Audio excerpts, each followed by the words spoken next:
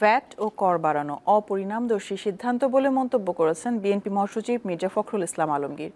এতে অর্থনীতির সংকট আরও তীব্র হবে এবং জনভোগান্তি বাড়বে জানিয়ে দ্রুত বাড়তি কর প্রত্যাহারের দাবি জানিয়েছেন তিনি।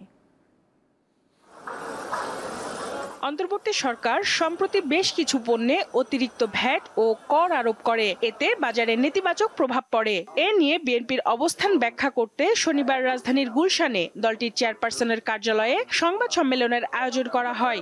এতে বিএনপি স্থায়ী কমিটির সদস্য আমির খসরু মাহমুদ চৌধুরী অভিযোগ করেন, বর্তমান সরকার পতিত আওয়ামী লীগের পথেই হাঁটছে। এই পুরো জিনিসটা একটা ইন্টেরিয়াম ভাবে তাদেরকে অ্যাড্রেস করা উচিত ছিল।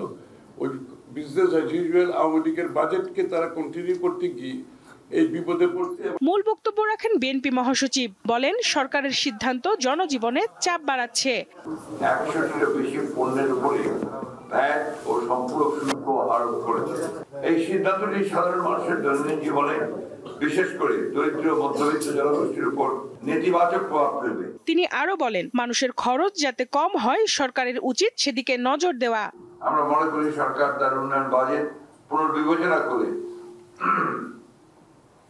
অপ্রয়োজনীয় ও আর্থিকভাবে অযৌক্তিক প্রকল্পগুলো বাদ দিলে প্রায় 20% খরচ কমানো সম্ভব এবং এতে প্রায় 60,000 কোটি টাকা সাশ্রয় করতে সহায়ক হবে। জবাবদিহিমূলক প্রশাসন নিশ্চিতে অন্তর্বর্তী সরকারের প্রতি জাতীয় নির্বাচন আয়োজনের আহ্বান জানান বিএনপি মহাসচিব। অবিলম্বে প্রত্যাহার করার আমরা আহ্বান জানাচ্ছি। সঞ্জিদা প্লাবনী, দীপ্ত সংবাদ, ঢাকা।